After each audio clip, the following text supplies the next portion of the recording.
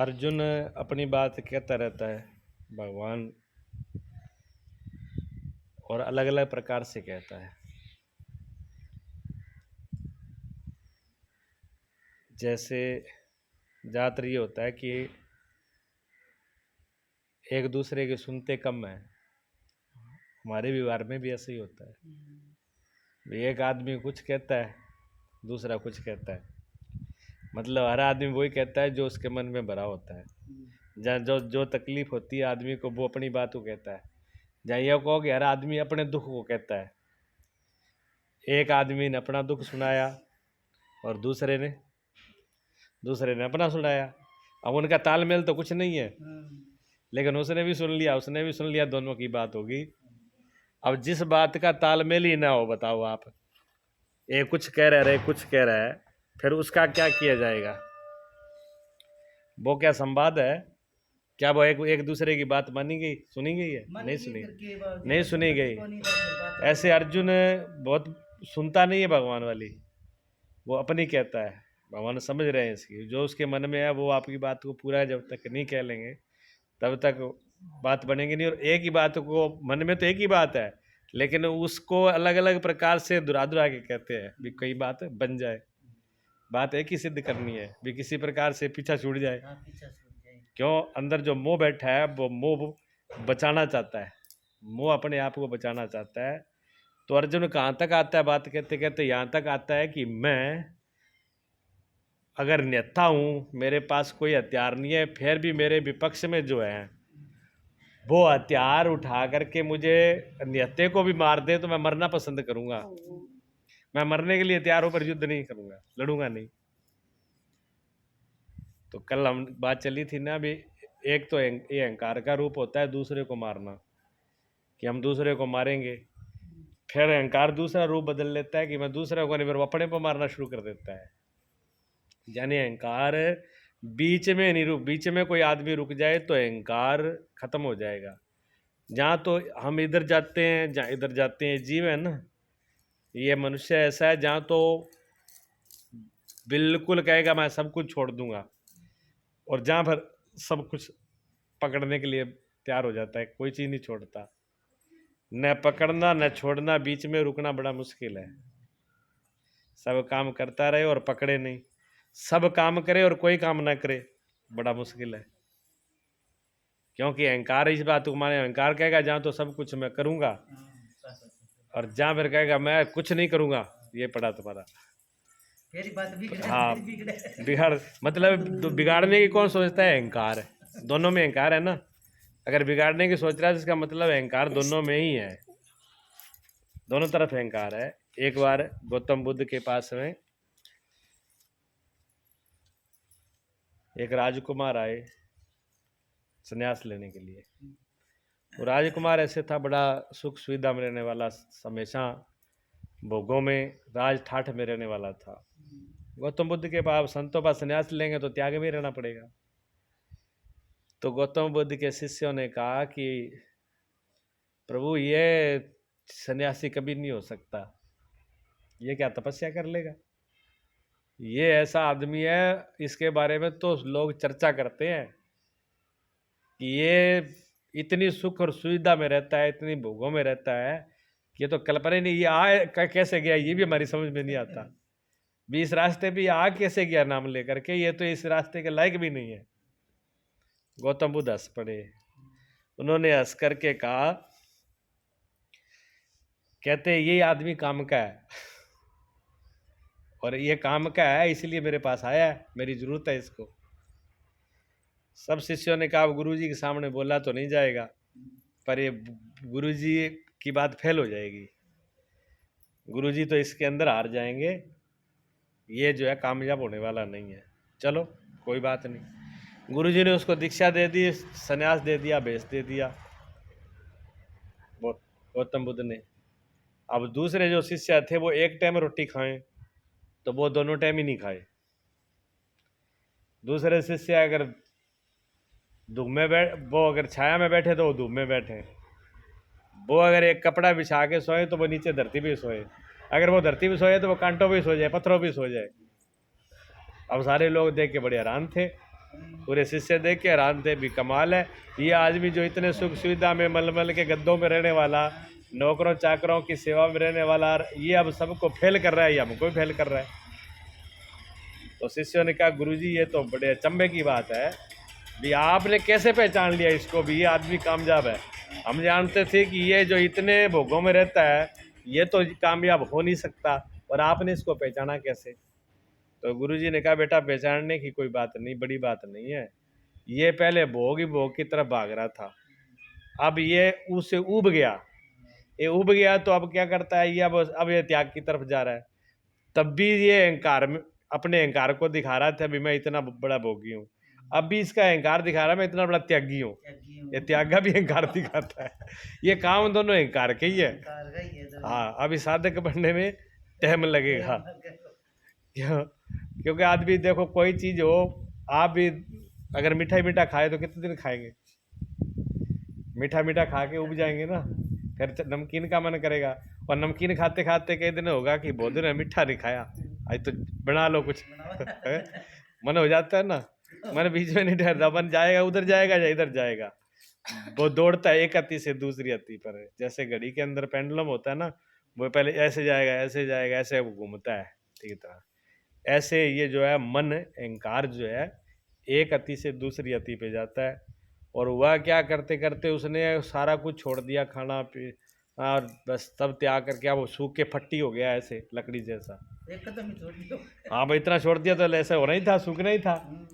अब खाए तो भी शर्म लग रही भी, इतना बड़ा त्याग दिखा आगे, अब खाएंगे तो दूसरे शिष्य कहेंगे ले कर दिया त्याग। हाँ, अब तो देखा भाई अब यहाँ तक आ गया कि अब तो खाना भी अपमान है, तो इससे तो अब तो बिना खाए मर जाए तो भले मर ही जाए, पर अब खाना नहीं, अब यहाँ तक आ गई वो बात।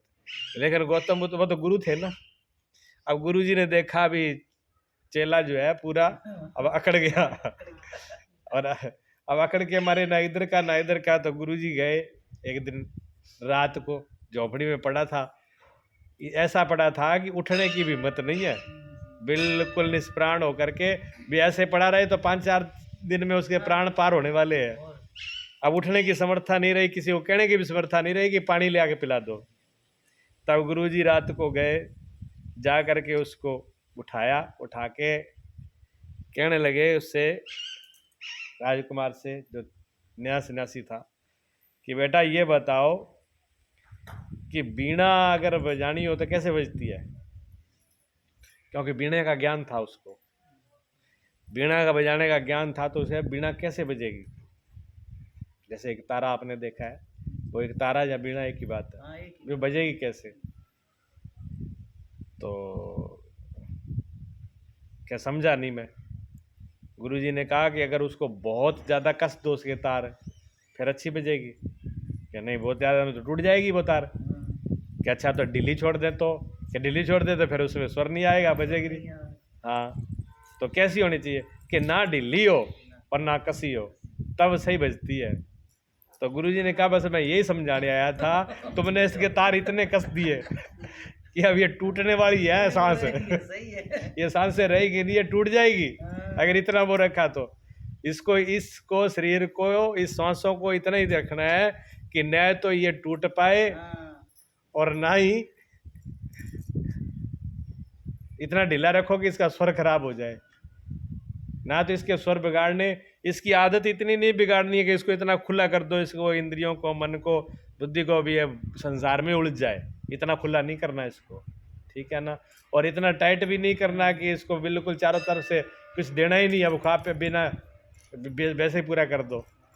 तो इसको कितना खाना है, जितना ज़रूरत है उतना ही खाओ, जितनी ज़रूरत है उतना ही सिलाओ, जितनी ज़रूरत है उसके हिसाब से करके काम करना हो तो सही हो जाता है। तो अर्जुन ने कहा कि मैं अपना जान दे सकता हूँ पर मैं लड़ूंगा नहीं, मैं मरूँ तो मर जाऊँ। तो भगवान समझ रहे हैं अभी पहले ये मारने के लिए तैयार हो, अब आप खुद मरने के लिए तैयार है, पर खड़ा ही है भाई है, ये हिला नहीं है अभी तक। हाँ, इसलिए भगवान सुन रहे हैं, और ऐसा होता है। और एक सबसे बड़ी बात पता क्या होती है, जिसको समझना बड़ा मुश्किल होता है। अक्सर आदमी जो कहता है वो होता नहीं है। आदमी के अंदर दोगलापन है। आदमी में क्या है? दोगलापन है। जो चीज़ अंदर होती है उसको नहीं कहता है। अंदर कुछ और होती है, बाहर कुछ और होती है। अगर पापी भी आदमी है ना, तो वो कभी ये नहीं कहता कि मैं पापी हूँ। वो भी अच्छी अच्छी बातें करेगा, धर्मात्मा की बातें करेगा। कभी आप अमलियों के पास बैठ जाना और फिर अमलियों से बात सुनना, देखो ऐसे मानना पड़ेगा ये आदमी तो नशा करते जिंदगी में नहीं कर सकता। इतनी दुनिया भर की बात है, अगर उनसे ज्ञान की बातें करो ना, तो वो ज्ञान की बातें से बड़ी बड़ी लंबी चौड़ी बातें सुना देंगे। गीत का तो मुझे ज्ञान है, ये क्या बड़ी बात है। पर उनके दोष देखो, उनके जीवन के अंदर दोष इतने भरे पड़े हैं कि उन दोषों को छुपाने के लिए वो ऊपरों बड़ी बड़ी मीठी मीठी बातें करेंगे। जो आदमी हत्या भी करता है वो कभी ये नहीं कहता कि मैं हत्यारा हूँ, और ऊपर से वो बड़ी अच्छी जीवों की सुरक्षा हो सकता है, दूसरों की सेवा करता हो, दूसरों को खिलाता पीता हो, रोज जीभ मार के खाता हो। पर वो जो जीभ मार के खा रहा है वो कभी ऊपर से नहीं दिखाएगा, ऊपर से कुछ और दिखाएगा। पापी आदमी पुण्यात्मा से अहंकार आदमी, कदे क्रोधी आदमी कहता है मैं क्रोधी हूँ। वो कहते हैं मैंने ये क्रोध थोड़ी आवा है, तो अगलो गलती करे तो मेरे गुस्सा आवा है। अगले पे डालेगा भी गुस्सा, तो वो अगले ने दिलाया, मेरे को गुस्सा थोड़ी आता है। मैं तो गुस्सेल हो ही नहीं, मैं तो बड़ा बिनवर हूँ, बड़ा ठंडा आदमी हूँ, बड़ा सोचने समझने वाला हूँ। वो भी दूसरे पे डालता है। गुस्से वाला व्यक्ति है ऊपर से ठंडा बन करके दिखाएगा, मीठा बन करके दिखाएगा। छल कपट इसी प्रकार जो ठग होता है, वो ठग कभी ये नहीं कहता कि मैं ठग चोर हूँ, ठगी वाला हूँ। वो तो बड़ा आपको विश्वास दिलाएगा, बड़ी अच्छी अच्छी बातें करेगा, रिश्ते परिवारों की बातें करेगा, सुख दुख की पूछेगा। जब आपको विश्वास में ले लेगा तब आपको ठग करके जाएगा। सीधा तो ठग के जाएगा नहीं है। दुकानदार भी जो माल बेचता है ना, दुकानदार माल बेचता है तो वो उसको दुकानदार को पता होता है भी ये माल सही नहीं है, पर वो ये थोड़ी कहेगा जी ये माल सही नहीं है आप मत लेना। वो कहेगा जी ये बहुत बढ़िया ताजा है एकदम, आप ले जाओ, नुआ फैशन ही नहीं है वो तो। हाँ 2-4 बार करा और काम बेच देना उसने। तो हमारा सिस्टम यही है कि जो हम होते हैं वो हम नहीं बोलते, जो अंदर नहीं होते हैं वो ही बोलते हैं। तो अर्जुन ने लास्ट में क्या किया, संजय बता रहे हैं धृतराष्ट्र को। पहले अध्याय का लास्ट श्लोक तो कहता है संजय कि ऐसा बोल करके भी मैं मरने के लिए तैयार हूँ पर युद्ध नहीं करूँगा। ऐसा कह करके अर्जुन जो है बैठ गए, धनुष और बाण को छोड़ करके रथ के पिछले हिस्से में जा करके बैठ गए। यही हुआ था ना, यहाँ पहला अध्याय पूर्ण हुआ था कल। अब आगे का अध्याय है। तो पहले के अध्याय में क्या बताया गया है? पहले के अध्याय में बताया गया भी जो परमात्मा के रास्ते पर जो व्यक्ति चलता है, धर्म के रास्ते पर जो चलता है, सच्चाई के रास्ते पर जो आदमी चलता है, उसको क्या क्या उलझने आती हैं, अड़चन क्या आती है। पहले अध्याय में ये बताया गया भी ये अड़चनें आती हैं। हमारी परिवार को लेके बहुत सी अड़चनें आएंगी। जब धर्म की तरफ चलोगे ना आप, तो परिवार को लेकर के भी बहुत सी समस्या आएंगी, ये बड़ी बात है। हाँ, कोई कहेगा बन गई मीराबाई, कोई कहेगा बन गई भगतानी, कोई बन गई पंडितानी, ठीक है ना। हाँ, ये बातें रोज सुनने को मिलेंगी, ये शुरुआत होगी। यहाँ कोई बड़े बड़े नहीं बचे, देख लो। तो ये दिखा रहा है पहले अध्याय भी, यहाँ बहुत कुछ सुनना पड़ेगा। लेकिन योद्धा वही है, सूरवीर वही है जो पीछे नहीं हटता, जो अपने लक्ष्य को ध्यान में रखता है कि मुझे वहां पहुंचना है। कौन क्या कह रहा है इससे मतलब नहीं है, लेकिन ये आएंगी। सारे संशय सारे शंका किसको पैदा हो रही है? अर्जुन को। अर्जुन क्या? अनुराग का रूप है। अर्जुन अनुराग है। अनुराग किसको कहते हैं मैंने बताया था, फिर बता देता हूँ एक बार और।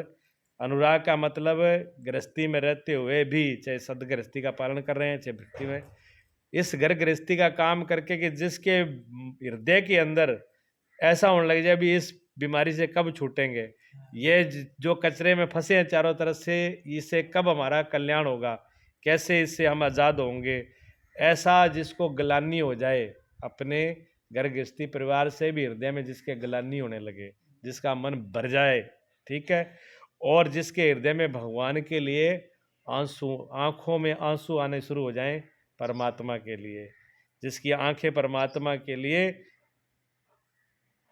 तरसने लगे और कंठ जिसके अवरुद्ध हो जाएं, जिसके हृदय में प्यास जग जाए परमात्मा की, सत्य की, कि इस कूड़ा कबाड़ में कब तक पड़े रहेंगे, ठीक है। तो उसमें फिर जब ऐसी भावना उत्पन्न होती है तो फिर शुरू हो जाते हैं उसके धर्म, कर्म, नियम, सत्संग, ये भाव पैदा होते हैं। फिर मैं सत्संग करूं, धर्म करूं, नियम करूं, व्रत करूं, फिर ये सारी बातें शुरू होती हैं, ठीक है। जब ये सारी बातें शुरू हो जाती है तो फिर इसमें क्या होता है, जब ज़्यादा व्रत, पूजा पाठ, नियम, धर्म करने लगो, फिर परिवार वालों की तकलीफ शुरू होती है। परिवार वालों को तकलीफ होती है, सिर्फ ये नहीं कि परिवार वालों को होती है, खुद को भी होती है। खुद को क्या होगी, क्योंकि जैसे जैसे इधर तो परमात्मा की प्यास हो गई भी, मैं परमात्मा को की तरफ जाऊं, मैं आज़ाद हो जाऊं, मैं धर्म में समर्पित हो जाऊं। फिर उधर परिवार की जिम्मेवारी है, या कोई परिवार का जो मोह है, जिम्मेवारी में तो बाधा नहीं पड़ती, जिम्मेवारी तो जो होना होता है वो तो हो ही जाता है। लेकिन जो फिर जितना टाइम देना, जितना राग और मोह उसमें लगाना है, अब वो राग मोह तो लग नहीं पाएगा, तो फिर खुद को ही पीड़ा होगी भी। ये परिवार से अगर मोह है तो सोचेंगे अब मैं परिवार को देख नहीं पा रहे हैं, अब परिवार को ध्यान नहीं होता है, अब भगवान में ध्यान लगा दिया तो इन बाल बच्चों को कौन देखेगा, घर परिवार कौन देखेगा, ये कहीं बिगड़ नहीं जाए, छूट नहीं जाए, तो मोह फिर बार बार उधर खींचेगा, मोह भी फिर संसार की तरफ खींचेगा कि ये बिगड़ नहीं जाए। बिगड़ना तो क्या है, परमात्मा ने जो बना दिया, परमात्मा ने जो बना दिया वो परमात्मा ही उसको बिगाड़ने वाला, परमात्मा बनाने वाला। ना तो हमने बनाया, ना हमारे से बनेगा, और ना ही हमारे बिगड़ेगा। विधान तो सब उसकी तरफ से ही हो रहा है, लेकिन हमारे मन की, हमारे अहंकार की, जो हमारा एम है ना, हमारा एम कहता है भी मैं ये कर रहा हूँ, अगर मैं ना करूँगा तो पता नहीं क्या हो जाएगा। क्या बड़े बड़े बुढ़ा बुजुर्ग अपने पीछे चले नहीं गए सारे, जो ये कहते थे मैं ये कर रहा हूँ, जब तुम रोटी खा रहे हो मैं नहीं करूँगा तो क्या होगा। अब वो चले गए, अब कोई भूखे सोते होंगे। अब तो उनसे पूछो भी, वो कभी मोटरसाइकिल पे नहीं चढ़े, कभी गाड़ियों पर नहीं चढ़े, हवाई जहाज पे नहीं चढ़े, आए के बच्चे हवाई जहाज पर घूम रहे हैं। मोटरसाइकिल बगैर तो ये समझो भी वो घर से बाहर भी नहीं निकलते, ठीक है ना। ये हालत है उनकी, ऐसा होता है। तो ये हमारे मन का ही तो भ्रम है, अपने एम ही तो है, वो तो परमात्मा की तरफ से रहे, कोई भूख नहीं मर रहा। जब भगवान ने सबकी व्यवस्था कर रखी है कि नहीं, जो चाहे जंगल में हो, चाहे पक्षी हो, चाहे पशु हो, कोई भूख तो मन नहीं मरता। किसी की नौकरी नहीं लगी हुई, कोई कॉलेज में पढ़ने नहीं जाता, कोई डिग्री नहीं की हुई किसी की, लेकिन भूखे तो कोई जीव नहीं सो रहा। भगवान सबको पेट भर के खिलाता है। एक मनुष्य ही ऐसा है जो एक पेट के खातिर पता नहीं क्या क्या करता है, कितनी बुराई लेता है, हत्याएं करता है, बेईमानी करता है, रिश्वत खाता है, सब कुछ खा जाता है, फिर भी पेट नहीं भरता है। सब कुछ खा के भी इसका पेट नहीं भरता, फिर भी ये कहता है कि मैं कर रहा हूँ। मैं क्या कर रहा है, ये करने वाला तो स्वयं प्रभु ही है। तो धर्म के रास्ते पर जब हम चलते हैं तो वहाँ संतोष रखना होता है, लेकिन मोह जो है वो संतोष हमको नहीं रखने देता। फिर अर्जुन की जैसी भावना पैदा हुई, अर्जुन जैसे कहता है ना भी कुल धर्म को सनातन धर्म कहते हैं, भी नष्ट हो जाएगा, हमारे कुल का धर्म नष्ट हो जाएगा। नहीं, कोई धर्म नष्ट नहीं होगा जो सत्य के रास्ते पर चलता है, बल्कि और धर्म बन जाता है, बिगड़ता नहीं है। तो ऐसी जो हमने सोच रखी है, जब हम सदगुरु के पास जाएंगे तो जो हमारी कुरीतियां हैं ना, जब भी सदगुरु के पास जाएंगे, किसी महान पुरुष के पास जाएंगे, तो जो हमने कुरीतियां पकड़ रखी है ना, बहुत सी चीज़ें आपकी छूटेंगी, बहुत सी चीज़ें आप पूजा पाठ व्रत नियम बहुत से आप फालतू ही करते रहते हो, किसी का मतलब नहीं, क्योंकि पता ही नहीं है।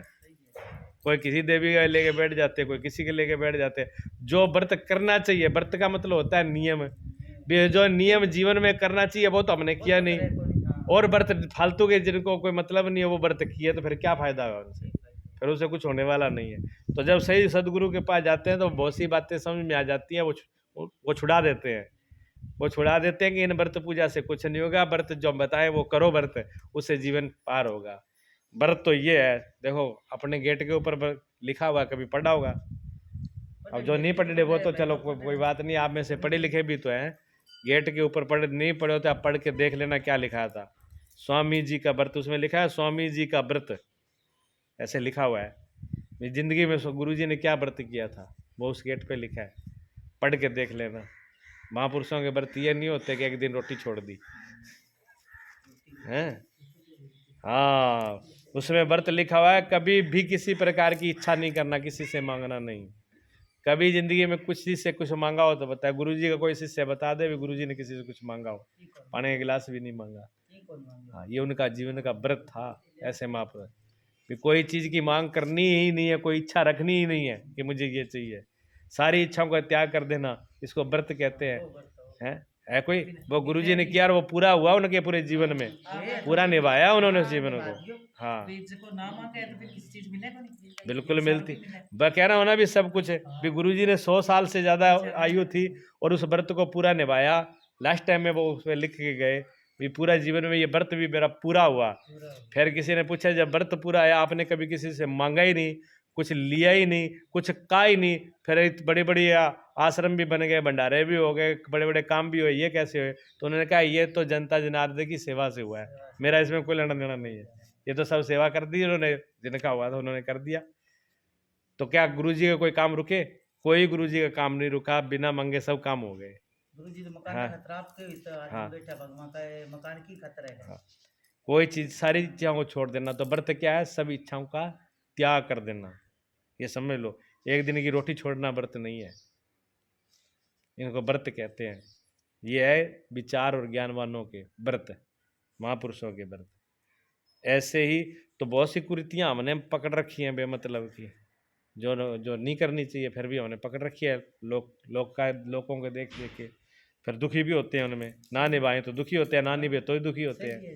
हाँ, तो इन्हीं कुरीतियों में फंसकर मनुष्य अलग अलग धर्म, अलग अलग संप्रदाय, अलग अलग गुटों में, संख्या में, सब में दब जाता है। छुआछूत, ये नहीं करना, वो नहीं करना, ये उसका देवता है, ये उसका देवता है, ये उसकी रीति है, ये इसकी, हमारी ये है, उनका भी है, हमारा धर्म ये है, उनका धर्म ये है। ये सारी क्या है? ये फालतू की बातें है, ये कुरीतियां सारी। धर्म सबका एक ही है, एक ही धर्म है, एक ही रास्ता है, एक तरफ ही जाना है। सत्य परमात्मा, उस सत्य के अलावा और कोई धर्म नहीं। ऐसे अब नहीं है, हमेशा ही हुए। स्वामी दयानंद जी हुए, देखो स्वामी दयानंद सरस्वती जो थे, अभी ज़्यादा टाइम नहीं हुआ उनको, उस टाइम में ऐसी कुरीति थी कि जो माताएं विधवा हो जाती थी, और विधवा कैसी, जैसे आज ही उनकी शादी हुई है, आज ही उसके भवन डली है, आज ही फेरे पड़े हैं उसके, और किसी कारण बस और लड़का आज ही ख़त्म हो गया, तो वो पूरी ज़िंदगी वो लड़की दूसरे के साथ ब्याही नहीं जाएगी, वो घर पे रहेगी और सफ़ेद कपड़ों में रहेगी। एक तरफ कुन्ने में उनके बाल उखाड़ लेते थे, बाल उखाड़ लेते, उसको बड़ा अपमान करते, उसको बड़ा नीचा देखते थे।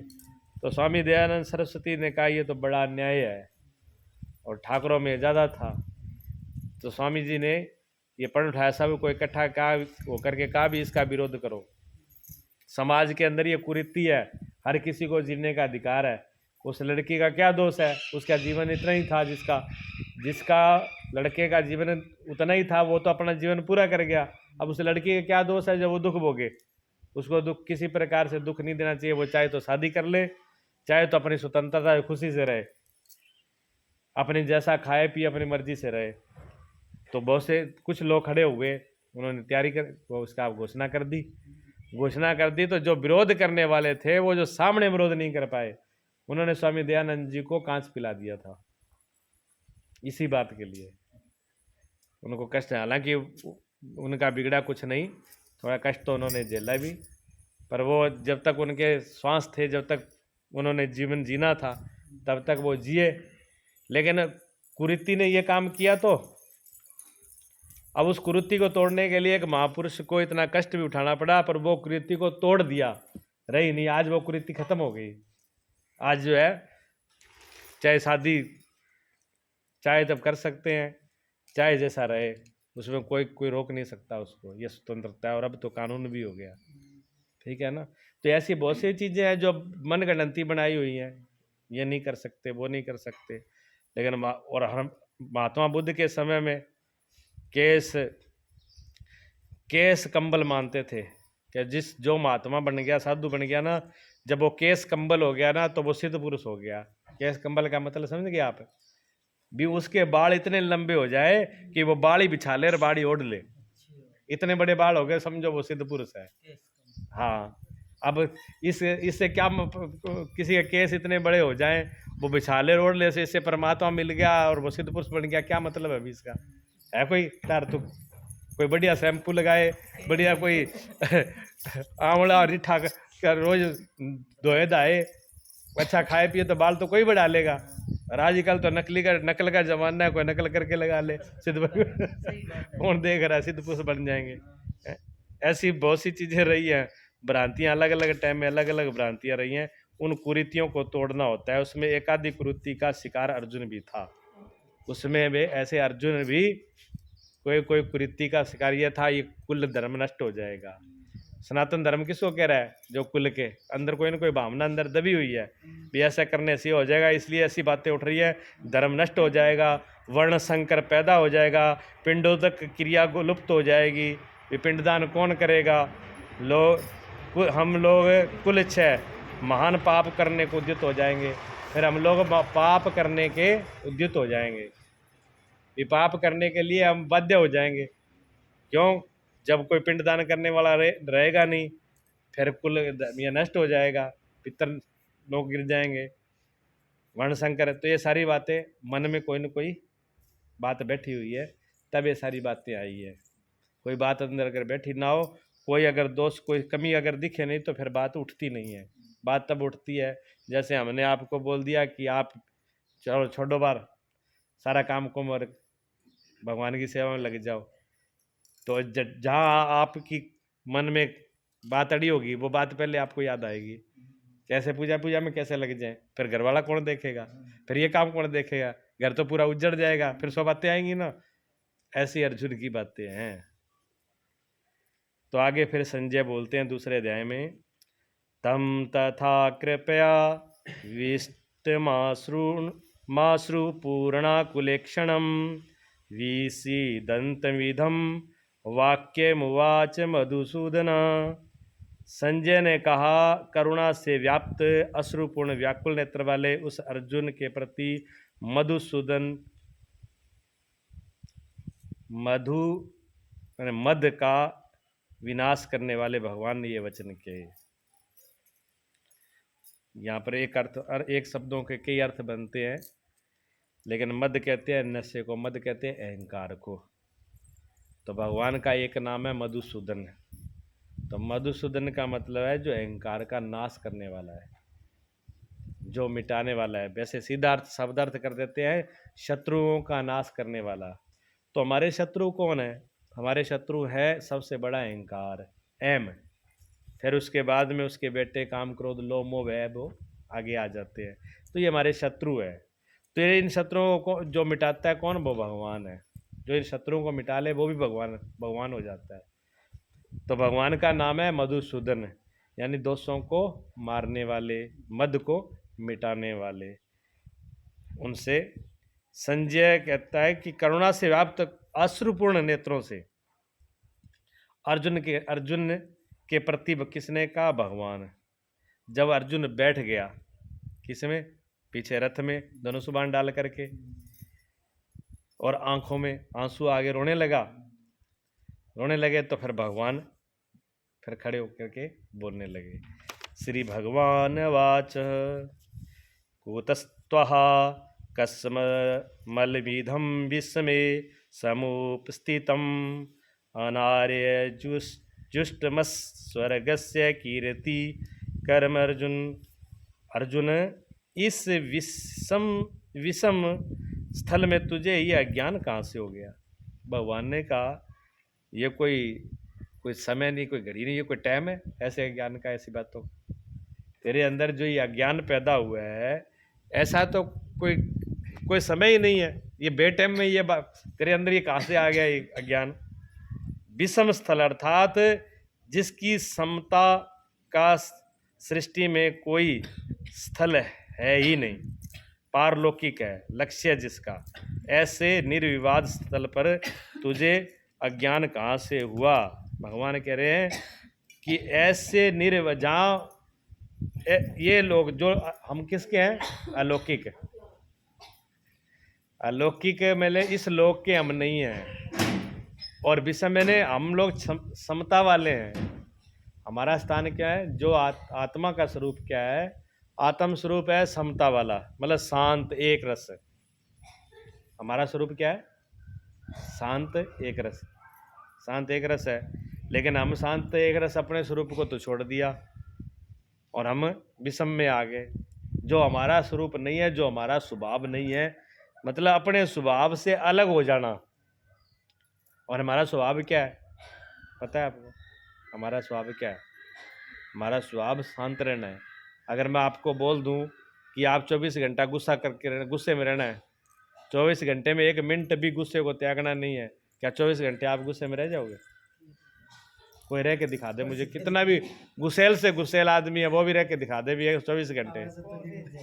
1-2 मिनट गुस्सा कितना होता है, 1-2 मिनट का होता है ना। हाँ, 1-2 मिनट का गुस्सा है, 5 मिनट मान लो, 10 मिनट मान लो, ठीक है, जोर लगा के, लेकिन 5 मिनट से ऊपर नहीं जाता है गुस्सा, तो मिनटों 2 मिनटों को ही होता है, क्योंकि वो हमारा स्वभाव नहीं है। हमारा स्वभाव क्या है, शांत रहना। अब अपने शांतपने को तो हमने छोड़ दिया। वही बात भगवान कह रहे हैं कि तुम तो समता वाले हो और ये विषम, तुम्हारे अंदर अज्ञान कहां से आ गया है? अज्ञान क्यों? अर्जुन तो सनातन धर्म की रक्षा के लिए कटिबद्ध है। अर्जुन तो सनातन धर्म की रक्षा के लिए एक बद्ध, कटिबद्ध कहते हैं पूरा तुला हुआ है। क्या सनातन धर्म की रक्षा के लिए प्राणपन से तत्पर होना अज्ञान है? अब ये बात आती है, जो सनातन धर्म के लिए ये पूरे प्राण लगा दे तो उसको क्या अज्ञान मानोगे? श्री कृष्ण कहते हैं हाँ, ये अज्ञान है। क्या अज्ञान है? न तो संभावित पुरुषों द्वारा इसका आचरण किया गया है और ना ही स्वर्ग ही देने वाला है। जो आगे महापुरुष हुए हैं, जो समझदार हुए हैं, जैसी बातें अर्जुन कर रहा है ना, जो रास्ता अर्जुन ने चुना है, उसे इस रास्ते का आचरण करना किसी महापुरुष ने बताया नहीं, पहली बात। दूसरी बात, इससे स्वर्ग भी मिलेगा नहीं। कोई कहे कि स्वर्ग मिल जाए तो इससे स्वर्ग भी मिलने वाला नहीं है, और ना ये कीर्ति को देने वाला है। कीर्ति का मतलब होता है यश मान सम्मान। अगर अर्जुन युद्ध छोड़ के बीच में चला जाता है तो भगवान जानते हैं कि इसको यश मान सम्मान मिलने वाला नहीं है। तो अर्जुन का मोह है, जो ये कह रहा है कि मैं छोड़ के चला जाऊंगा तो मैं, लोग मुझे कहेंगे भी अर्जुन कितना भला आदमी था, किसी को मारा नहीं और छोड़ करके चला गया। लेकिन भगवान जानते हैं कि ये क्षत्रिय है, ये योद्धा है, और योद्धा अगर युद्ध के मैदान से छोड़ के भाग जाए तो उसका अपमान होता है, उसको बड़ाई नहीं मिलती है। तो सब कहेंगे आगे पीछे तो बड़ी डींग मार रहा था, जब वो सामने देखे ना वहाँ पर खड़े हुए धनुष बाण वाले, वहीं छोड़ के भाग गया।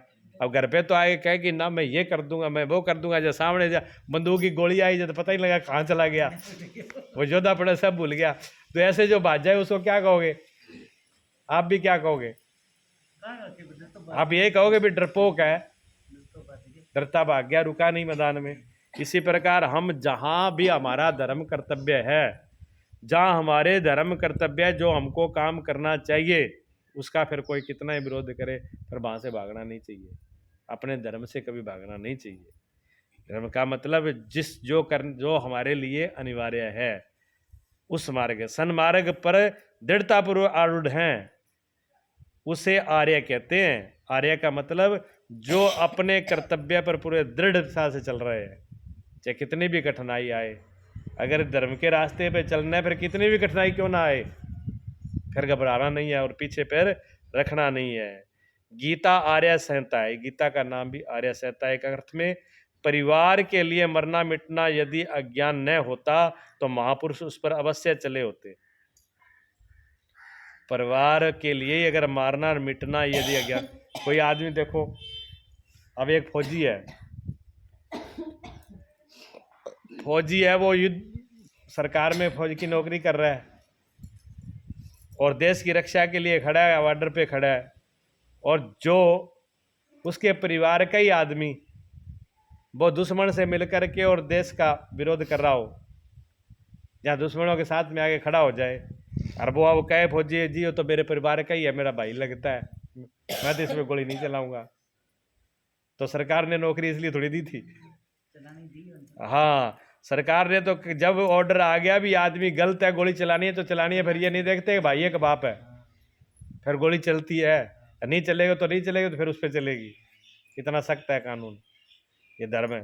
तो इसी प्रकार वहाँ परिवार के लिए अगर बताया जाता है, जब परिवार वाला सामने खड़ा है उस पर तो हमारे कानून धर्म बदल जाते हैं कि इसको तो हम दंड नहीं देंगे और दूसरों के लिए हम धर्म और न्याय करें, ये तो फिर उचित नहीं है। हाँ, ऐसा नहीं कहा महापुरुषों ने। यदि कुल धर्म ही सत्य होता तो स्वर्ग और कल्याण निश्चय अवश्य ही बनती। कुल धर्म जो है वो सत्य नहीं है कि कुल के धर्म का ही पालन करना है। अपने बच्चों को भूखे मारना मर दो, या दूसरे का गला काटना पड़े, तो ये धर्म थोड़ी है, ये धर्म नहीं है। तभी तो रत्नाकर डाकू को बोला था महात्माओं ने कि तू जो दूसरों को मार करके लूट करके ले जाता है, इसमें भागीदार कौन है? उसने कहा जी मैं तो पत्नी को और बच्चों को खिलाना मेरा धर्म है, तो मैं उनको खिलाता हूँ। तो क्या खिलाता तो है तू, पर इसका जो फल बनेगा उसका भी भागीदार है वो। क्या क्यों नहीं, वो खाते हैं तो बनेंगे। क्या पूछ तो आ पहले। जब पूछा तो सबने मना कर दिया। पत्नी ने कहा हमें तो भोजन चाहिए, हमने कहा था भी किसी की हत्या करके पाप करके लेके आओ। बेटों से कहा, पिता से कहा, तो पिता ने कहा कि मैं तेरे इसलिए तेरे को जन्म थोड़ी दिया था कि तुम मुझे किसी की हत्या करके ले आके खिलाए, वो तू जाने हम जाने। मैं तेरे को पाला था तो धर्म से अच्छी कमाई करके पाला था, और तू अगर गलत कमाई करके लाता है तो उसके जिम्मेवार तू ही है, मैं नहीं हूँ। उसी दिन रत्नाकर को समझ में आ गई, सारा कुछ छोड़ छाड़ के वाल्मीकि ऋषि बन गए। देख लो, समझ आते ही ऋषि बन गए। ऐसे जिसको समझ में आ जाती है वो ऋषि बन जाते हैं। मीरा भजन में कहने, लोग कहा कहें मीरा भई बाबरी, सास कहे कुल राशि रे। घर वालों की चिंता मीरा ने की होती तो मीरा मीरा बन पाती? मीरा भी मीरा नहीं बन पाती, क्योंकि घर के अगर देखते, घर के तो कह रहे हैं कुल की नाश नहीं है, ये बावरी है या पागल है, ये साधुओं में जाके बैठ जाती है। लेकिन घर कुल का परिवार का धर्म काम नहीं करता है। यहाँ पर परिवार की नीति नियम काम नहीं करते हैं। जिस परिवार कुल और मर्यादा के लिए मीरा की खास बिलख रही थी, सास बिलख रही थी, आज उस कुलवंती सास को कोई नहीं जानता। जबकि कहीं नहीं मीरा की सासू भी मैं ये हमारे कुल को कलंक लगाएगी। आज उस कुल नाशनी को कोई जानता है क्या? उसकी सास का क्या नाम था और कौन थी? कोई नहीं जानता। और जिसने कुल धर्म सारा छोड़ दिया उस मीरा को दुनिया जानती है, विश्व जानता है, दुनिया जानती है। तो अगर वो मीरा भी सासू की मान करके और सासू के कुल का और धर्म का रखते तो मीरा को भी कोई नहीं जानता।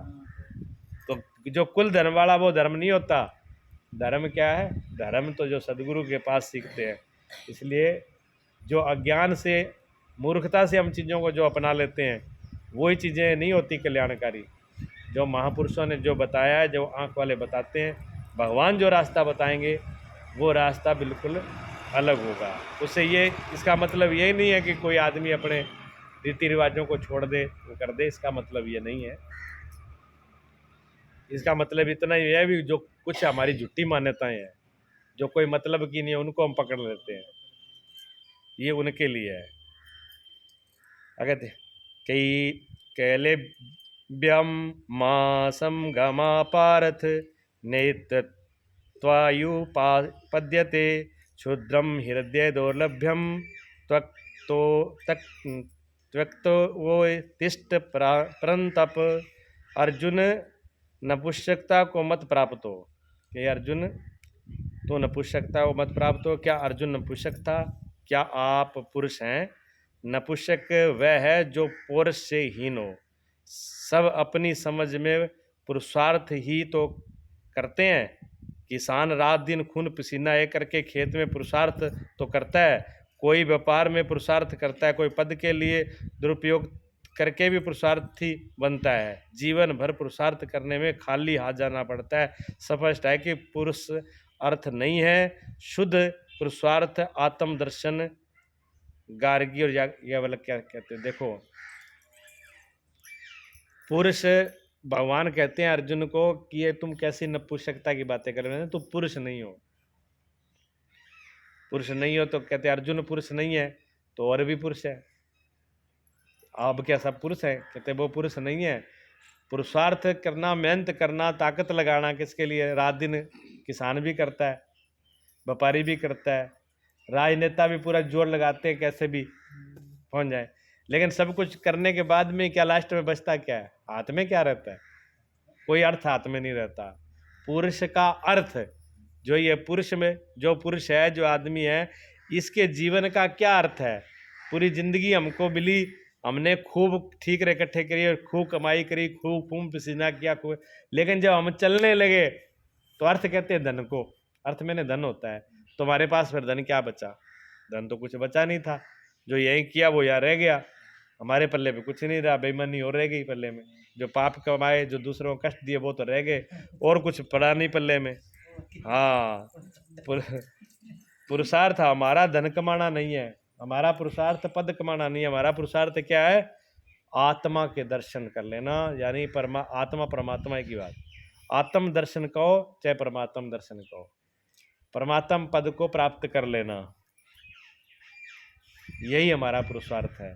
अगर परमात्मा पद की प्राप्ति नहीं हुई तो सारे पद बेकार है, सारा पुरुषार्थ बेकार है, तो हम पुरुष कहलाने के लायक नहीं है। तो भगवान कह रहे हैं कि तू पुरुष कहलाने के लायक नहीं है, तो नपुंसक है। हाँ, वैसे नपुंसक शब्द का सीधा अर्थ कहते हैं हिजड़ा को। जो हिजड़ा होते हैं ना, उनको भी नपुंसक कहते हैं। हाँ, पर वो तो एक लोक भाषा में है, पर आध्यात्मिक भाषा में पुरुष का अर्थ है कि जो हमें करना चाहिए था वो तो हमने किया नहीं, और अपने जीवन को व्यर्थ में गंवा दिया, तो फिर हम पुरुष कहाँ हैं? अगर हम अपने जिसके लिए आए थे, जिसके लिए हमको ये शरीर मिला था, उस लक्ष्य को प्राप्त कर लेते, यानी परमात्म पद को प्राप्त कर लेते, तो हम पुरुष होते। यहाँ स्त्री और पुरुष के शरीर का मतलब दोनों के लिए एक ही बात है। पुरुष मैंने ये नहीं कि पुरुषों का, स्त्रियों को नहीं है। यहाँ स्त्री और पुरुष का सवाल नहीं है, जो भी मानव शरीर है वो बराबर ही है, चाहे वो स्त्री का चोला हो चाहे पुरुष का चोला हो, दोनों पर लागू होती है बात। क्यों? स्त्री का चोला हो चाहे पुरुष का चोला हो, इन दोनों को ही अधिकार है परमात्मा को, मानव मात्र को ही अधिकार है परमात्मा की प्राप्ति का, और किसी जीव को अधिकार नहीं है। कोई पक्षी कीट पतंग ये नहीं कर सकते, ये तो ये मानव ही कर सकता है। तो मानव का मतलब स्त्री पुरुष नहीं, दोनों ही एक ही बात है। हाँ, वह पुरुष होते हुए भी नपुंसक है जो हृदयस्थ आत्मा को नहीं पहचानता, जो अपने हृदय में बैठे हो हे आत्म स्वरूप को जिसने नहीं जाना, वो फिर क्या पुरुष है? अर्जुन, तू नपुंसकता को प्राप्त हो, तू नपुंसक मत बन, पुरुष रहे।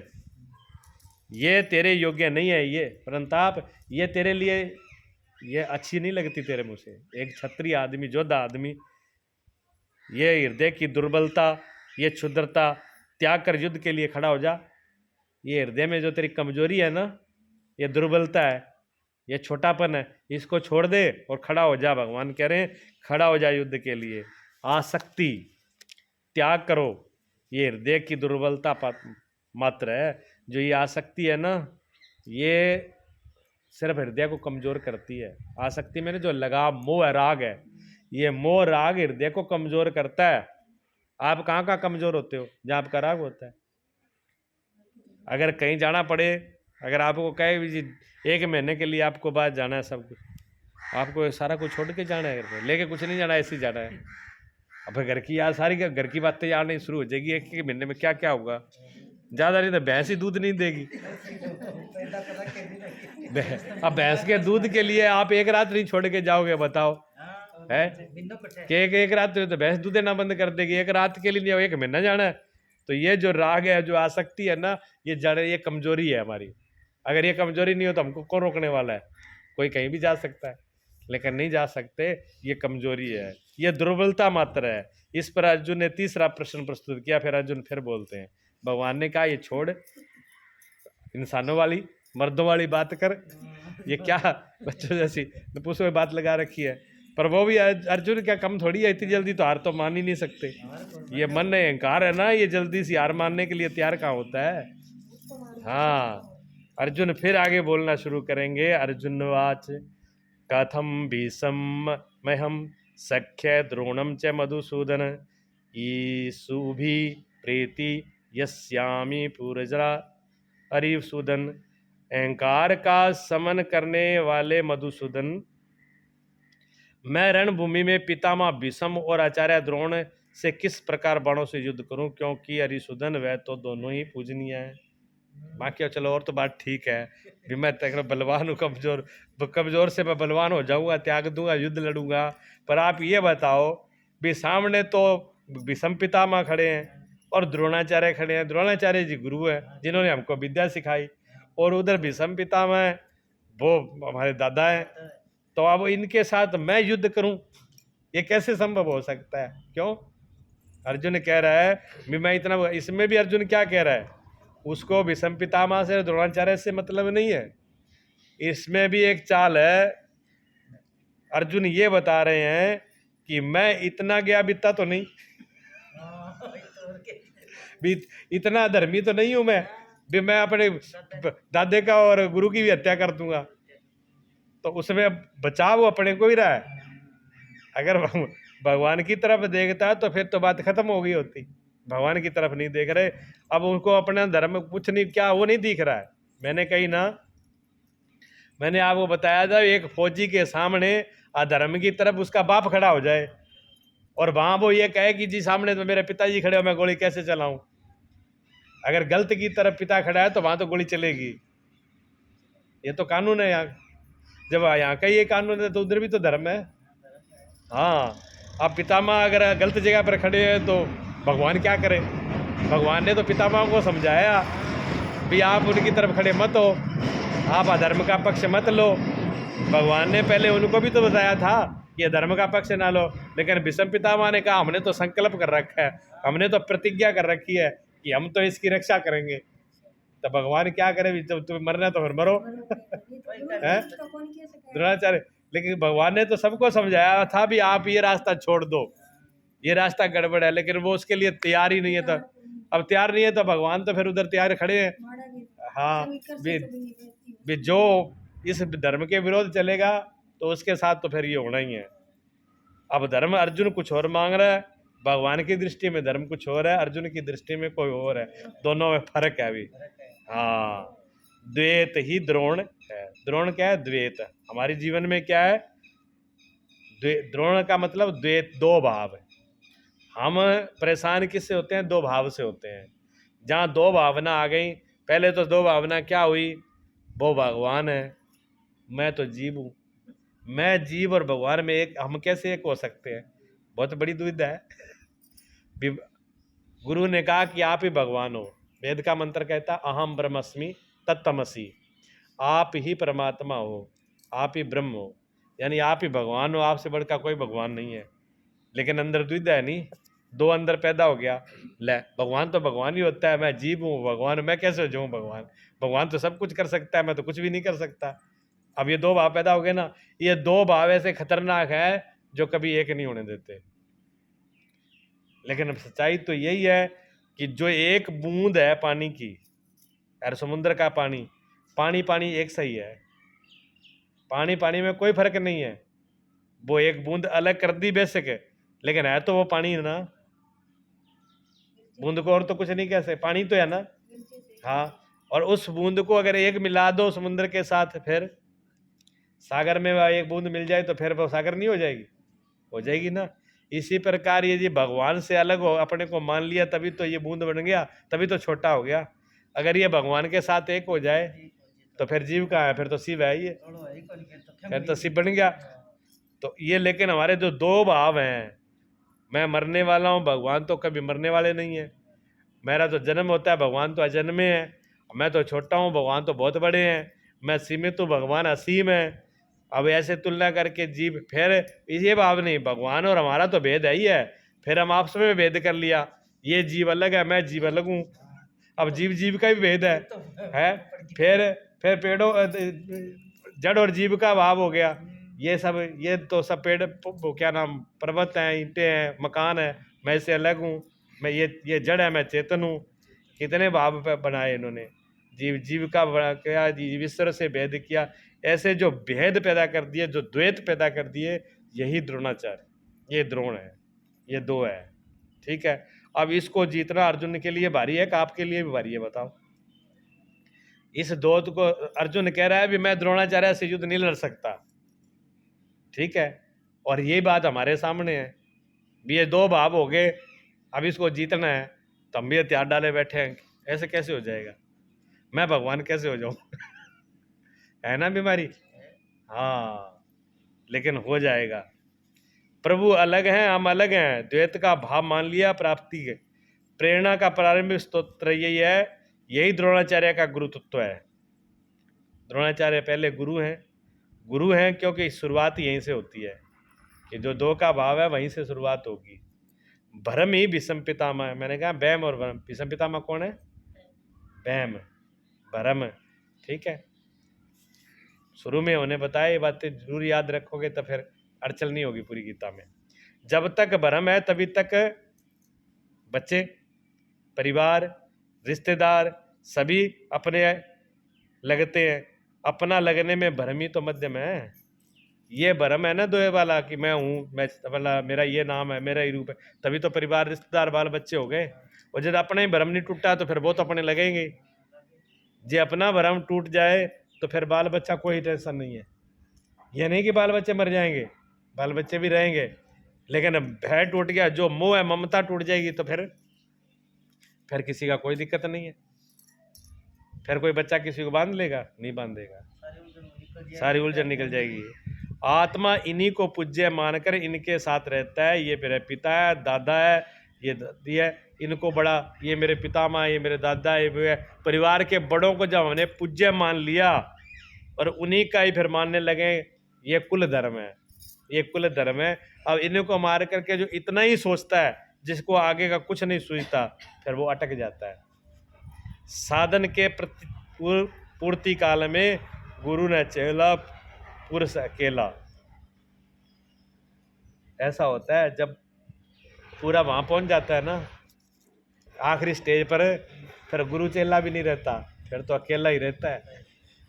एक ही हो जाते हैं। जहाँ ये कहो गुरु शिष्य और भगवान एक हो जाते हैं। जब शुरुआत होती है तो भगवान अलग होते हैं, शिष्य अलग होता है, गुरु अलग होता है, लेकिन जब आखिरी मंजिल आ जाती है तो वहाँ पर एक ही हो जाते हैं, ना गुरु रहता ना शिष्य रहता, एक हो जाता है। जैसे बूंद सागर में जाने के बाद न बूंद रहती है न सागर रहती है, एक जल हो जाता है। न सागर है न बूंद है, फिर जल ही जल है। ओखना क्या पूछना है? क्या ओखा बहुत पहुंचना है? तो झगड़ा तो है ही, इतनी जल्दी कोई छोड़ रहा है? हाँ ना, ना पुजारी जी थान छोड़ा, ना थे पुजारी जी छोड़ो, सोको तो कोनी। चाहे एक दूसरे से रोज जटब जटो, रोज एक दूसरे को गालियां दे, लेकिन छोड़ना नहीं है। छोड़ना बहुत औखा है, बात सही है, छोड़ना औखा ही है। औखा ही है, जब तक ये भ्रम है तब तक औखा है। इसलिए तो भीष्म पितामह इतने बड़े नायक हैं, योद्धा हैं, उनको जीतना इतना आसान तो नहीं है। वही तो वहम है, ये वहम बड़ा, भ्रम बड़ा मजबूत है। भ्रम से सब चीजें पैदा हो रही हैं आगे। जब चित्त उस परम आनंद में विलीन हो जाता है,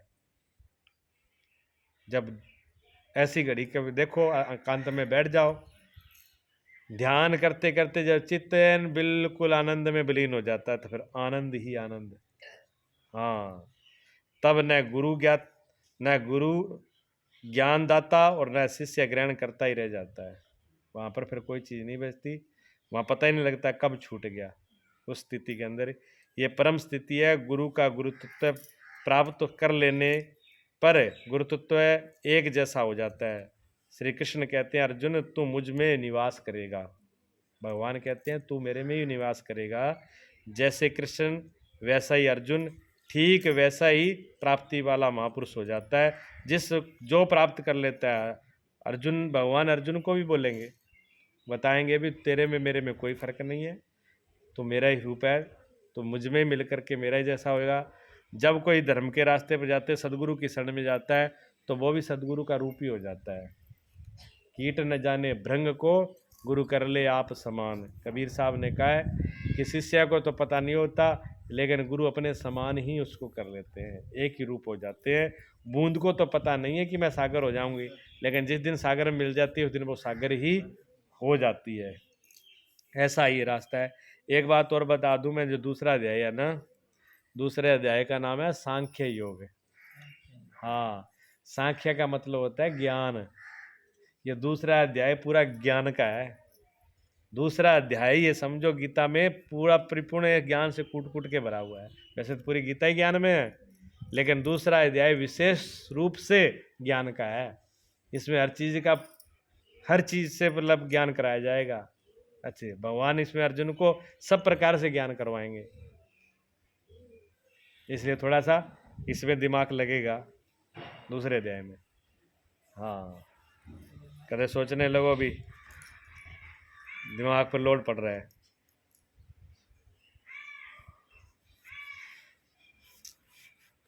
तो गुरुओं के लिए कह रहे हैं अर्जुन, इस महाअनुभाव गुरुजनों को न मारकर मैं इस लोक में शिक्षा का अन्न भी श्रेय कर समझता हूँ। अर्जुन कह रहे हैं कि गुरुओं को मार करके तो भिक्षा का अन्न कर लूँ, भीख मांग लूँ, वो ज़्यादा अच्छी है। यहाँ भिक्षा का अर्थ है उदर पोषण के लिए भीख मांगना नहीं, बल्कि सत्पुरुषों की टूटी फूटी सेवा द्वारा उनके कल्याण की याचना भिक्षा है। एक तो बाहर का तो भिक्षा पता है, बाहर का तो भिक्षा इसलिए मांगी जाती है कि पेट की पूर्ति हो जाए, मांग करके खा लो। लेकिन अंदर की भिक्षा क्या है? अंदर की तृप्ति चाहते हैं, कहते थोड़ी बहुत टूटी फूटी सेवा कर लिया माड़ी मोटी, कदे कर ली माड़ी मोटी, और उस सेवा करके और फिर वो है कि मेरा कल्याण हो जाए। ऐसे छोटी मोटी सेवा से कल्याण नहीं होने वाला। कल्याण पूर्ण समर्पण से होना है। थोड़े बहुत से काम से नहीं आ, थोड़ी बहुत हमने पूजा पाठ कर ली, थोड़ा बहुत सेवा कर ली, थोड़े से काम नहीं चलेगा। जब पानी भाप बनता है ना, पानी भाप कब बनता है कि पूरा गर्म हो जाता है, उबाला आ जाता है, 100 डिग्री में पूरा उबाला आता है तभी भाप बनता है। गुनगुना ना रहे तो वो गुनगुना ही रहता है, वो फिर भाप नहीं बनता है, वो वैसे ही भरा रहता है। जिसे प्राप्त करके आत्मा सदा के लिए तृप्त हो जाता है। अन्न एकमात्र परमात्मा है। देखो भोजन हम रोज करते हैं और जल भी हम रोज पीते हैं। अच्छा, फिर भी रोज जल भी पी लेते हैं, भोजन भी कर लेते हैं, फिर भी हमारी भूख प्यास मिटती नहीं, फिर आ जाती है, फिर भूखे के भूखे रहते हैं हम। रोज खा लिया, रोज पी लिया, रोज मेहनत करी, रहे भूखे के भूखे ही। तो असली अन्न क्या है? असली अन्न परमात्मा। इसलिए 15वें इसी गीता के 15वें अध्याय में एक श्लोक आता है जिसका जो सन्यासी महात्मा लोग हैं जब भोजन करते हैं तो वो उस मंत्र का जाप करते हैं। हाँ, उस मंत्र को बोल करके भोजन करते हैं। ब्रह्मर्पणम ब्रह्म हिवी ब्रह्म अग्नो ब्रह्मणाहुतम ब्रह्म एव तेन कर्तव्यम ब्रह्म कर्म समाधिना, ये 15वां अध्याय का श्लोक है। ठीक है, ये बोल करके भोग लगाया जाता है। सन्यासी लोग भोग लगाते हैं तो क्या कहते हैं? ब्रह्मर्पणम ब्रह्म हवि ब्रह्म अग्नो, कहते हैं ब्रह्म कहते हैं परमात्मा को, परमात्मा को ही अर्पण किया जा रहा है। परमात्मा ही हवि कहते हैं खीर को, भोजन को। जो भोजन है, खीर है, वो भी परमात्मा ही है? और ब्रह्म अग्नो, और जो आग है, अग्नि है, वो भी परमात्मा ही है। देने वाला ही परमात्मा है, लेने वाला भी परमात्मा है, सब कुछ परमात्मा ही है। और परमात्मा का परमात्मा को ही अर्पण है? खाने वाला परमात्मा, देने वाला परमात्मा, अन्न भी परमात्मा, जो पचाने वाली अंदर अग्नि है, जठर अग्नि है, वो भी परमात्मा। तो सारे रूप परमात्मा के ही है। तो असली अन्न क्या है? परमात्मा। जो परमात्मा का भोग लगा लेता है वो सदा के लिए तृप्त हो जाता है, शांत हो जाता है, सदा के लिए भूख प्यास मिट जाती है उसकी। जब तक भगवान को ही कोई ना भोग लगा ले तब तक भूखा ही रहेगा, कितने कुछ खा ले। भूख प्यास हमारी बुझेगी नहीं जब तक भगवान ही हमारे हृदय में अंदर नहीं आ जाए।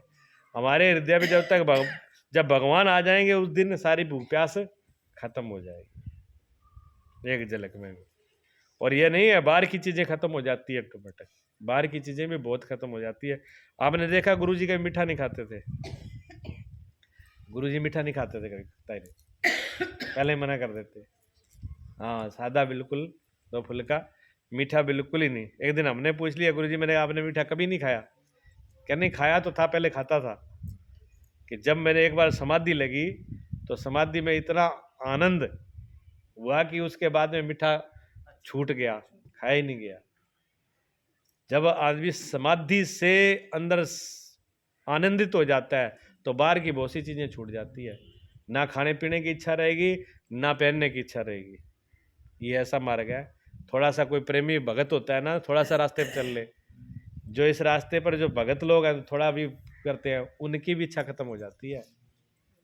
हाँ, उनके भी खाने पीने की परवाह नहीं होती, क्या पहना, क्या खाया, क्या लगाया, उसकी चिंता छूट जाती है। और जो संसार में ही जीते हैं वो हर वक्त डोल सुधारता रहे, फिर भी डोल भागा सुधरे को नहीं। सही है। डोल तो बहुत सुधारते हैं, फिर भी डोल सुधरते नहीं है उनके। हाँ, क्यों? वो ऊपर से थे तरते, ऊपर से दारे क्या होगा? जो रंग परमात्मा ने दिया बोरे ऊपर से कोई पोत पात के अगर साफ करे तो वो कितने दिन रहेगा? वो ज़्यादा देर चलेगा नहीं। तो हम लोग ऊपर से जो कर लेते हैं वो रुकेगा नहीं। ऐसी हमारी भूख प्यास ऊपर से बुझने वाली नहीं है। ये पर तभी पूछेगी जब हृदय में परमात्मा का भोग, परमात्मा ही पहुंच जाएंगे। ये सबसे बड़ा अन्न है, और वो अन्न तब मिलेगा, भीख मांगने से नहीं मिलेगा जी। अर्जुन तो कहता मैं भीख मांग के गुजारा कर लूंगा, भगवान कहते ये भीख से काम नहीं चलेगा।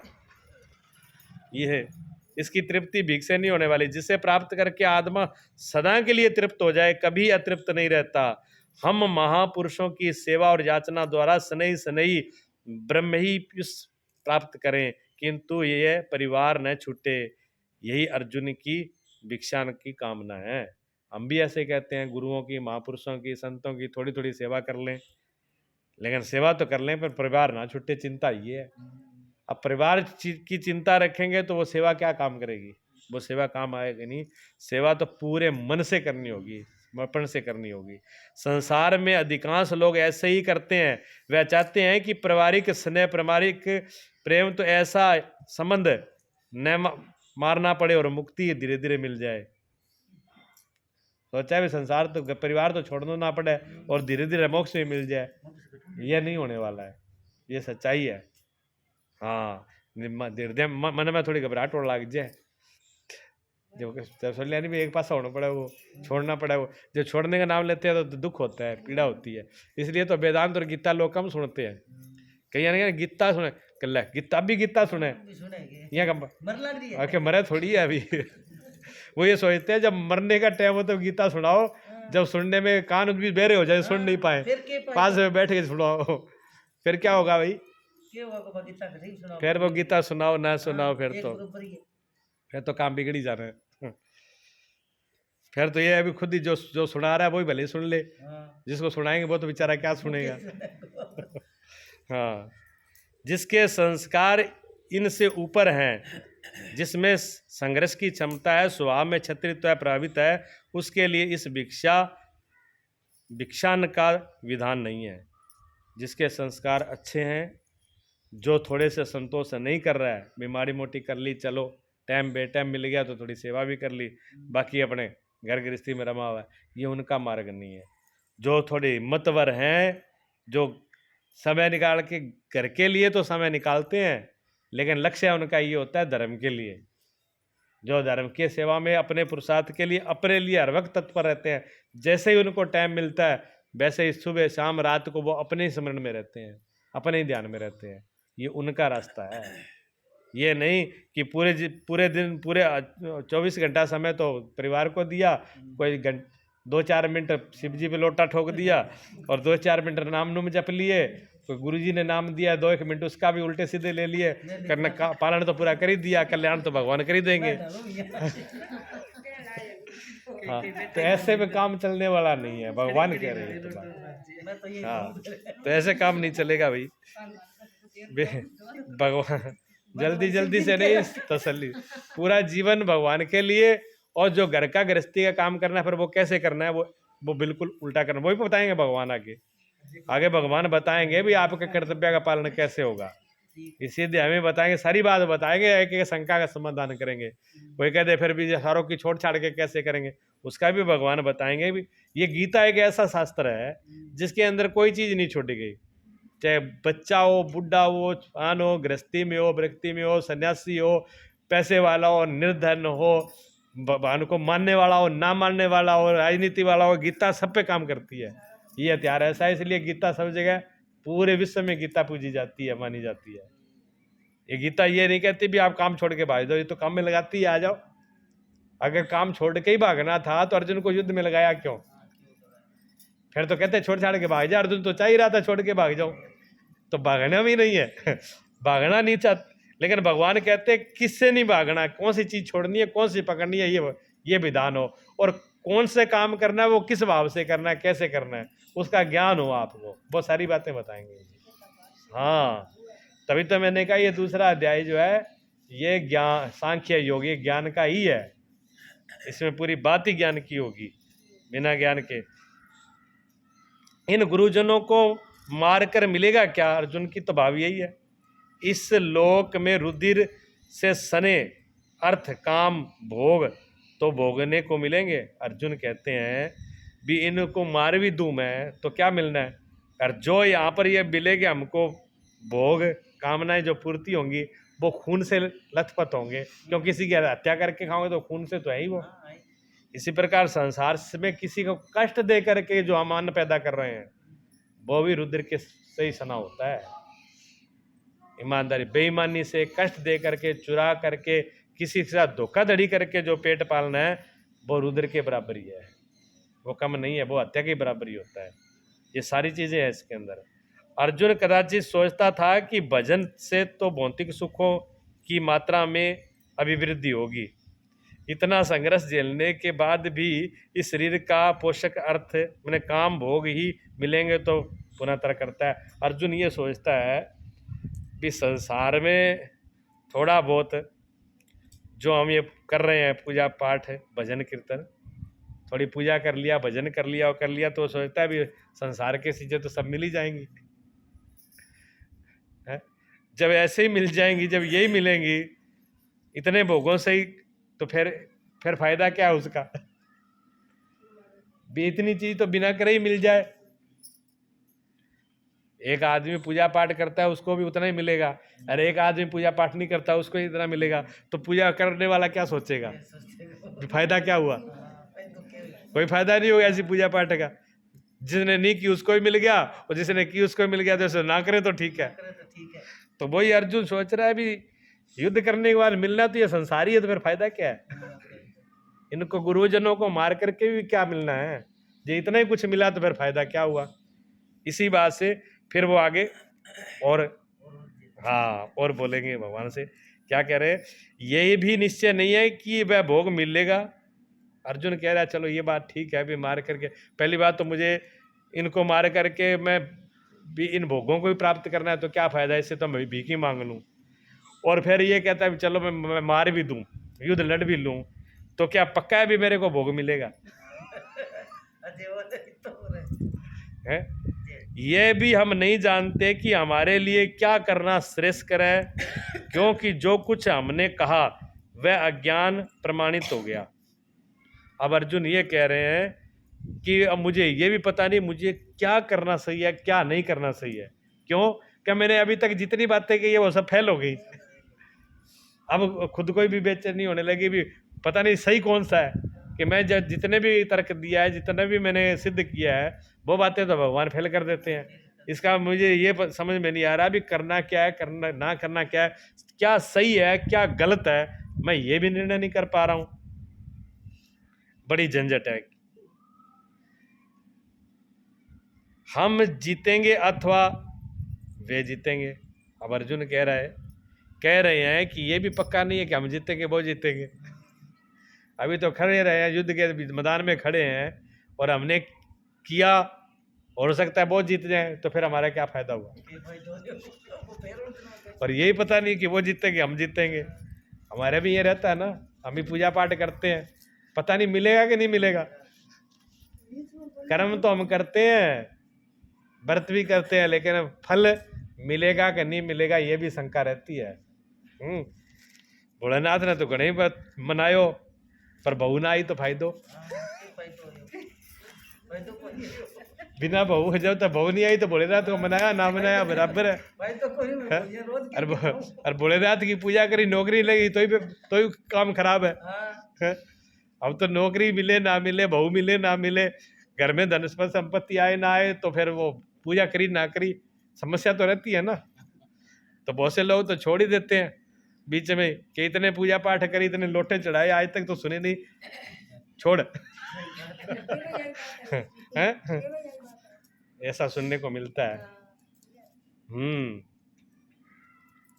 जब अज्ञान रूपी धृतराष्ट्र से उत्पन्न मोह इत्यादि स्वजन समुदाय मिट ही जाएंगे, तब हम जी करके भी क्या करेंगे। अर्जुन पुनः सोचता है, जो कुछ हमने कहा कदाचित वह ये भी अज्ञान हो, अतः प्रार्थना करता है। फिर भगवान से ही प्रार्थना करता है कि जो ये अज्ञान रूपी धृतराष्ट्र से ये मोह आदि सब पैदा हुए हैं, सब अगर सब मिट भी गए, अब हमें जब गुरु के पास जाते हैं ना, सदगुरु पास जाते हैं, तो उन्होंने कहते हैं कि गुरु सबसे पहले कहते हैं ऐसे पूरी सब इच्छा छोड़ दे, कोई इच्छा मत रख, अगर सुखी होना है तो सब इच्छा को त्याग कर दे। तो फिर पता है क्या कहते हैं कि जब सारी इच्छा ही छूट गई तो फिर क्या, फिर जिएंगे किस पे। फिर मैं क्या करूं, जब इच्छा ही नहीं रही तो फिर जीने का फायदा क्या है। फिर प्रश्न यह होता है कि जब इच्छा ही नहीं रही तो जीने का फायदा ही क्या है। ये बात तो समझ में ही नहीं आती पहले कि इच्छा छोड़ने के बाद कोई आनंद से जी सकता है। ये बात तो अकल में नहीं आती, ये बहुत बाद में आती है। हम भी इस लैंड पे आए, हमको भी पता है। शुरू में जब मैंने संन्यास लिया था, मैं छोटा ही था, उम्र तो 10-12 साल की थी, तो मेरी छोड़ो मेरे से जो बड़े थे, जब गुरुजी कहते सब इच्छाओं को त्याग करके, सब इच्छाओं को त्याग, जब तक पूर्ण इच्छा का त्याग नहीं हो जाता तब तक संन्यास पूर्ण सिद्ध नहीं होगा। तो पता है क्या कहते हैं, महात्मा ही बैठ के बात करते हैं, गुरु जी पता नहीं कहाँ की बातें लेके आते हैं। कोई संसार में बिना इच्छा के रह सकता है? मुझे याद है वो टाइम, अभी भी याद है, जब महात्मा भी बैठ करके ये गुरु जी के पीठ पीछे बात करते थे कि गुरु जी ने तो बोल दिया पर बिना इच्छा के कैसे रह सकता है। अच्छा, उनकी बातें सुन के हम भी सोचते थे, पता नहीं, एक इतना विश्वास था कि गुरु जी जो कहते हैं वो गलत तो नहीं कहते। अब गुरु जी की पूरी श्रद्धा थी, पूरा विश्वास था, इसलिए गुरु जी को तो जवाब देते नहीं थे, क्योंकि गुरु जी ने जो कहा वो कहा तो सही है। समझ में नहीं आया बात अलग है, लेकिन उन महात्मा का जब तर्क सुनते थे तो लगता था हो सकता है ये महात्मा ही सही ना हो। धीरे धीरे धीरे धीरे धीरे ये बात अब अकल में आई है, भी वो बात बिल्कुल सही है कि इच्छा छोड़ने के बाद जो आनंद जो मस्ती रहती है वो इच्छा को लेकर के कभी नहीं रहती। ये बात हकीकत है, ये तो अपने जीवन में आ गई तब ये बातें पूरी फिट बैठती है भी। हाँ ठीक है, वही बात अर्जुन की है यहाँ पर। अर्जुन भी ये कह रहे हैं भी जब छूट गया सारा राग मोह आसक्ति परिवार, जब छोड़ दिया तो फिर क्या फायदा है, फिर जी करके मुझे क्या मिलेगा। अब आपको कहा भी सब कुछ छोड़ दो, सारा परिवार छोड़ दो, इच्छा छोड़ दो, मोह छोड़ दो, तो फिर आपको फिर क्या फायदा है इसी भक्ति का। इसी भक्ति का फायदा है क्या, जब सब कुछ छूट गया तो सारा कुछ मिल जाए और छोड़ने एक भी ना तो है फायदा है। ये समस्या है, ये अर्जुन की समस्या हमारी समस्या है, ये संशय हमारे साथ है, ये गीता हमारे ऊपर ही लागू होती है पूरी। लेकिन महान वो अर्जुन था जिसने भगवान से इतने प्रश्न उठाए और भगवान ने ऐसे उत्तर दिए जो हमारे काम आ रहे हैं।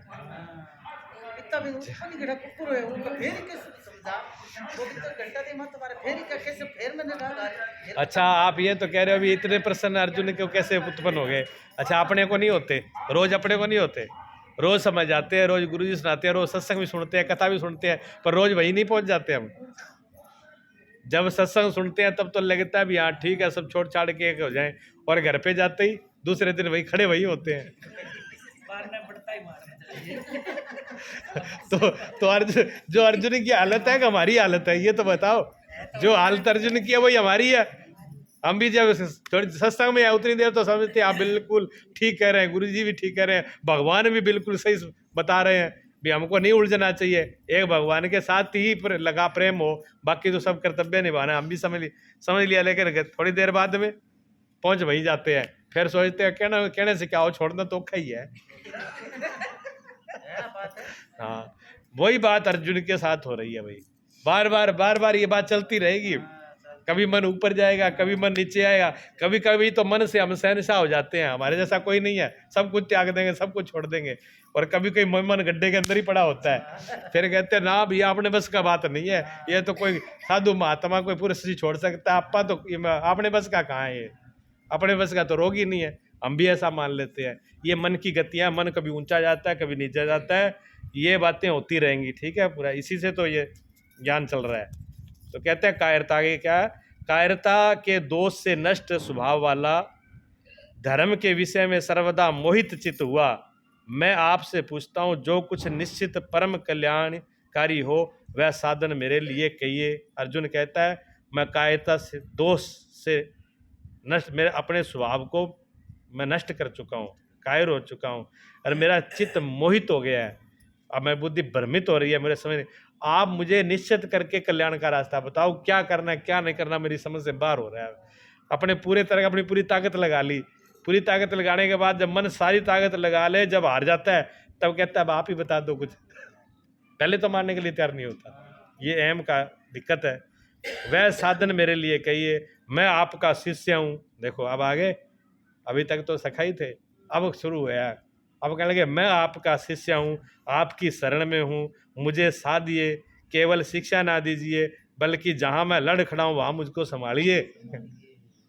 अब मैं आपकी शरण में हूँ, मैं आपका शिष्य हूँ, मेरे पैर जहाँ डामाडोल हो वहाँ आप मेरे को संभालें। सिर्फ शिक्षा ही नहीं दे, मेरे को हाथ भी पकड़ के रखें। लादने वाला हाथ चले साथ में, कदाचित गट्टर गिर पड़ा तब कौन लदवाएगा, ऐसा ही समर्पण अर्जुन का है। मेरे पैर खड़े हैं, मेरे पैर लड़खड़ा रहे हैं, अगर मैं गिर जाता हूँ तो मुझे कौन संभालेगा, इसलिए आप मुझे पकड़ के रखिए। यहाँ अर्जुन ने पूर्ण समर्पण, अब आके यहाँ पर है अर्जुन समर्पित होया है, थोड़ा झुका है। अब झुका है। हम लोग भगवान के सामने कब झुकते हैं, अपनी पूरी ताकत लगा लेते हैं और फिर भी काम सिद्ध नहीं हो तब कहते हैं सावरिया अब तू ही कर दे। उससे पहले तो झुकने वाले हम भी नहीं है भाई। हाँ, अभी तक वह कृष्ण को अपने स्तर का ही समझा। अभी तक क्या समझता था अर्जुन, ये तो मेरा सखा है, मेरा मित्र है। अर्जुन कह रहा है ये मेरा मित्र है। अभी तक मित्र ही समझा था, गुरु नहीं समझा था। लेकिन जब बस से बाहर हुआ तब गुरु था। इसलिए ज्ञान जब तक नहीं हो सकता जब तक गुरु भाव पैदा नहीं हो जाए। जिससे हम ज्ञान ले रहे हैं उसके प्रति अगर और भाव नीचा है तो ज्ञान नहीं मिलेगा। गुरु भाव जब आ जाता है तब वो बात हृदय में जाती है। पहले भगवान बोलते रहे नहीं आए, अब भगवान के प्रति झुक गए, समर्पित हुए हैं, थोड़े अपने आप को थोड़ा सौंपा है, तब भाव आया कि आप मेरे सदगुरु हो। सदगुरु पूर्ति पर्यंत हृदय में रहकर साधक का साथ करते हैं। ऐसे ही शिष्य का सदगुरु जो है हृदय में बैठ करके लास्ट तक उसका साथ देते हैं और उसकी पूर्ति करते हैं। शरीर का नाम गुरु नहीं है। हाँ, गुरु तो जो आपके अंदर बैठे हुए जो ज्ञान है वो ज्ञान ही आपका गुरु है। और वो ज्ञान आपको पग पग पर आपको ज्ञान करवाता है, पग पग पर आपको बचाता है, हर एक पैर के ऊपर आपकी रक्षा करता है। लेकिन हम उसको तरफ देखते नहीं है। गुरु तो हमारी तरफ देखते हैं पर हम ही गुरु की तरफ नहीं देखते। ये समस्या है। यदि वह साथ ना रहे तो साधक पार ना हो पाएगा। गुरु का साथ छूट जाए तो गया काम से, और भगवान का साथ छूट जाए तो हम क्या जी पाएंगे। अर्जुन एक क्षण भी नहीं रुक सकता। युवा कन्या के परिवार वाले जिस प्रकार शादी विवाह तक उसके संयम की शिक्षा देते हुए संभाल ले जाते हैं, ठीक उसी प्रकार सतगुरु अपने शिष्य को अंतरात्मा रथी हो करके हर घाटियों से पार लगा के ले जाता है। जब तक बच्चा बच्चियों की शादी नहीं हो जाती तब तक माँ बाप उनको संभाल के रखते हैं। उसी प्रकार गुरु भी जब तक पूर्णता नहीं आती तब पैर पैर पे संभालते हैं, रक्षा करते हैं उनकी। ऐसा रास्ता है ये। भूमि पर निष्कंटक धन धान्य संपन्न राज्य। इतना करते हुए अर्जुन निवेदन करता है, फिर अभी समाप्ति नहीं हुई बात। अर्जुन फिर कह रहा है मैं आपकी शरण हूँ, आपका शिष्य हूँ। लेकिन आगे फिर क्या कह रहे हैं अर्जुन, फिर कहते हैं हे भगवान एक बात और है। क्या? भूमि पर निष्कंटक धन धान्य राज्य को और देवताओं के स्वामीपन इंद्र पद को पाकर भी मैं उस उपाय को नहीं देखता जो मेरी इंद्रियों को सुखाने वाले शोक को दूर कर सके। जब शोक बना ही है तो ये सब लेकर मैं क्या करूँगा। यदि इतना ही मिलना है तो क्षमा करें। अर्जुन ने सोचा अब इसके आगे बताएंगे भी क्या। अर्जुन ने सोच लिया अभी भगवान क्या बताएगा। भगवान ये बताएंगे तेरे स्वर्ग का राज मिलेगा, तुझे ये मिलेगा, तुझे वो मिलेगा। तो अर्जुन ने कहा कि प्रभु मेरे हृदय में जो शौक है ना, मुझे पूरे सारी दुनिया का राज मिल जाए, धन मिल जाए और इंद्र गद्दी मिल जाए, इंद्र का राज मिल जाए, मुझे स्वर्ग का राज मिल जाए, तो भी जो मेरा ये शौक है ना, मेरा दुख मेरा दूर नहीं होगा। हाँ, तब भी मेरा ये दुख दूर होने वाला नहीं है, इसलिए क्षमा करें, मैं करने के लिए नहीं है। ऐसा सोच करके तो भगवान अर्जुन सोचता है भी अब इससे आगे तो भगवान क्या बताएंगे। मेरी इनकी किसी की भी चाह नहीं रही, ये मेरे दुख को मिटने वाले नहीं है। यहाँ तक जब आ जाता है कि आदमी ये सोच ले कि मुझे सब कुछ मिल जाए, सदगुरु सब कुछ दे दे, फिर भी मुझे सुख मिलने वाला नहीं है। ऐसी स्थिति जब आ जाती है तो इस बात को आगे संजय कहते हैं। अब तो अर्जुन की भगवान की बात हो रही है, उधर संजय भी तो बताते हैं ना फिर धृतराष्ट्र को भी, ये भगवान में अर्जुन में क्या बात चल रही है। हाँ, संजय वाचः एव मुक्त्वा ऋषिकेशं गूढ़ाकेशा परन्तप न यस्य इति गोविंद मुक्त्वा तूष्णी बभूवः। संजय बोला, हे राजन, मोह निसाजई अर्जुन ने हृदय में सर्वज्ञ श्री कृष्ण से यह कहकर कि गोविंद मैं युद्ध नहीं करूंगा, चुप हो गया। अभी तक अर्जुन की दृष्टि प्राणिक, जिसमें कर्म कांडों के साथ भोगों की उपलब्धि का विधान है, जिसमें स्वर्ग, अभी अर्जुन ने सारी कुछ बातें कह करके संजय जो बता रहे हैं धृतराष्ट्र से कि ये सारी बातें बता करके अर्जुन चुप हो गया, भी मैं युद्ध नहीं करूंगा।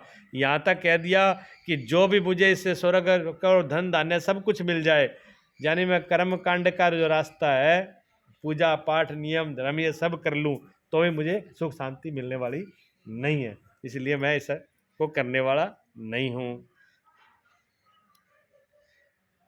उसके उपरांत हे राजन, अंतर्यामी योगेश्वर श्री कृष्ण ने दोनों सेनाओं के बीच में उपयुक्त अर्जुन से हंसते हुए ये वचन कहा। सारी बातें कह दी। देखो अब अर्जुन को ये आता है, भगवान जब अर्जुन ने अपनी सब बातें कह ली तब भगवान थोड़े हंस करके मुस्कुरा के बोले हैं। अच्छा, भगवान क्यों मुस्कुराए हैं, क्यों हंसे हैं, ये कल बताएंगे आपको। ठीक है, आज समय पूरा हो गया, कल बताएंगे भी भगवान हंसे क्यों।